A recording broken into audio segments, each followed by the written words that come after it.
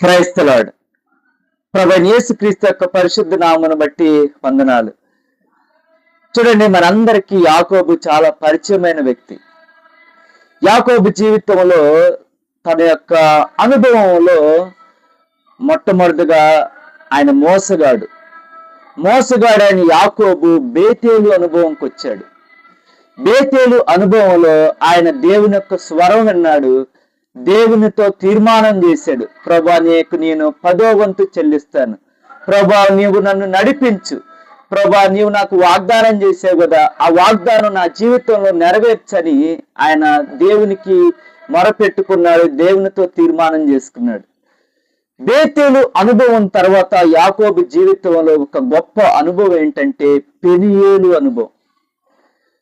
క్రైస్తవులంగా నీవు నేను పెనియేలు అనుభవంలోకి రావాలి. ఈ యొక్క పెనియేలు అనుభవంలో దేవుడు మనకు నేర్పించేది ఏంటంటే, చూడండి, యాకోబు జీవితంలో ఎంతో సంపాదించుకున్నాడు.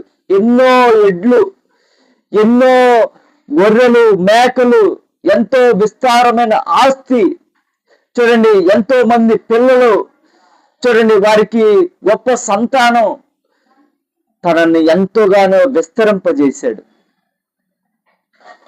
కానీ తన జీవితంలో ఒంటరితనం, తాను ఇప్పుడు ఒంటరి అయిపోయాడు.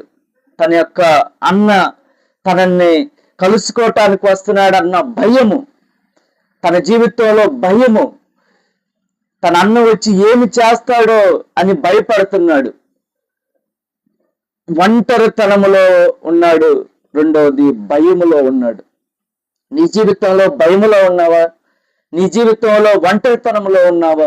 నీ జీవితంలో ఓటమిలో ఉన్నావా? నీ జీవితంలో ఎంతగానో కృంగిపోయి మనోవేదనతో దుఃఖపడుతున్నావా? మన జీవితంలో ఇటువంటి అనుభవాలు ఎన్నో. చూడండి, ఒంటరితనం, భయము. దేనిని బట్టి భయపడుతున్నావు?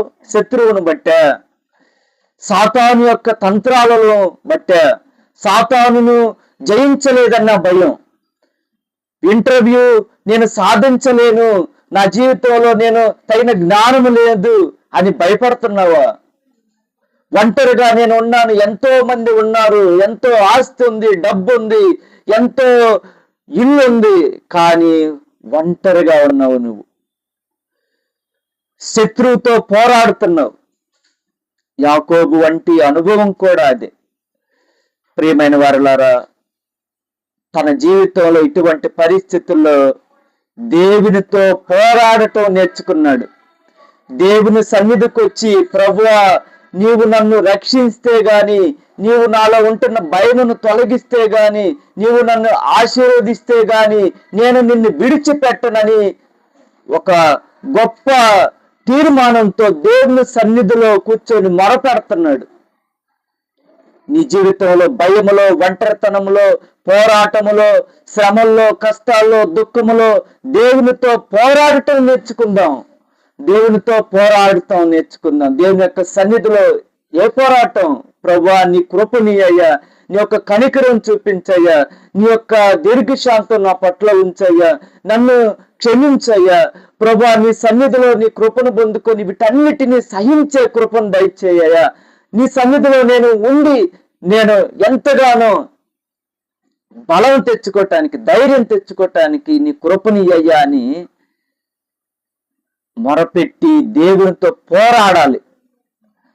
చూడండి, దేవునితో పోరాడితే ఆయన ఒక ప్రశ్న అడిగాడు, నీ పేరేంటి? ఆయన తన తండ్రితో నేను ఏశావునని చెప్పాడు.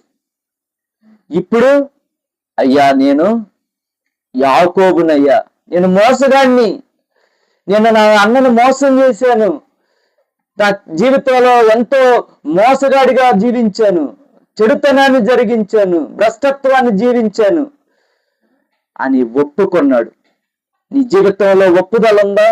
నీ తప్పుని విషయమై ఒప్పుకుంటున్నావా, కప్పుకుంటున్నావా? తప్పును ఒప్పుకోవటం నేర్చుకో.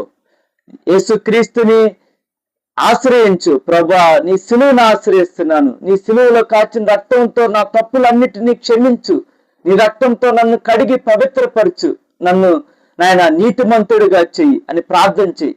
తప్పును ఎందుకు సమర్థించుకుంటావు? తప్పుని ఎందుకు కప్పుకుంటావు? తప్పుని చేయటానికి ఎందుకు అనేక మార్గాల్లో ఇతరులు చేస్తున్నారు, వారు అట్లా చేశారు, ఇట్లా చేశారు, నేను చేయాల్సి వచ్చింది అని ఎందుకు సమర్థించుకుంటావు? ఆపేసి ఒప్పుకో. నీ జీవితంలో యాకోబు నుండి నీవు ఇజ్రాయేలుగా మారాలి. ఇజ్రాయేలుగా, దేవుని బిడ్డగా మారాలి. చూడండి, ఎప్పుడైతే నువ్వు ఒప్పుకుంటావో నీవు దేవుని బిడ్డగా అవుతావు. అప్పుడు నీ జీవితంలో, నా జీవితంలో దేవుడు విజయాన్ని అనుగ్రహిస్తాడు. యాకోబు జీవితంలో గొప్ప విజయం. దేవుడితో పోరాడి దేవుడితో గెలిచాడంట. చూడండి, దేవుడు కూడా అమ్మో యాకోబు వదిలేటట్టు లేడు, యాకోబు నన్ను విడిచిపెట్టేటట్టు లేడు, ఇక ఈయన అడిగింది ఇవ్వాల్సిందే అని చెప్పేసి దేవుని యొక్క మనసునే ఆయన ఒప్పించిన వాడుగా ఉన్నాడు. ఇది పెనియేలు అనుభవం. దేవుని యొక్క సన్నిధిలో మొరపెడుతూ, దేవుని యొక్క సన్నిధిలో కనిపెడుతూ, దేవుని యొక్క మార్గాల కోసం కనిపెడుతున్నావా? దేవుని యొక్క చిత్తాన్ని జరిగించటానికి నీవు ఆలోచన కలిగి ఉన్నావా? చూడండి, ఆయన మార్గాలను మనం కనిపెడితే, ఆయన చిత్తానుసారంగా ఆయన సన్నిధిలో మనం పోరాడగలిగితే, చూడండి, మన జీవితంలో విజయము దేవుడు అనుగ్రహిస్తాడు. నీలో ఉంటున్న భయము పోతుంది. ఒంటరితనములో కూడా దేవుని యొక్క సన్నిధిని అనుభవించగలవు. దేవుడు ఉన్నాడన్న ధైర్యం నీకుంటది. దేవుడు నీ యొక్క కష్టాలను, నష్టాలను, శ్రమలను, కన్నీటి అనుభవాలను వీటన్నిటినీ నాట్యముగా, ఆనందకరంగా, సంతోషకరంగా, ఉల్లాసంగా వస్త్రాలను ధరిస్తాడు నీకు. ఇది పెనియేలు అనుభవం. నీ జీవితంలో మనమందరం పెనియేలు అనుభవాన్ని పొందుకలుగునట్లు పరిశుద్ధాత్మ దేవుడు మనల్ని బలపరచును గాక. Praise the lord.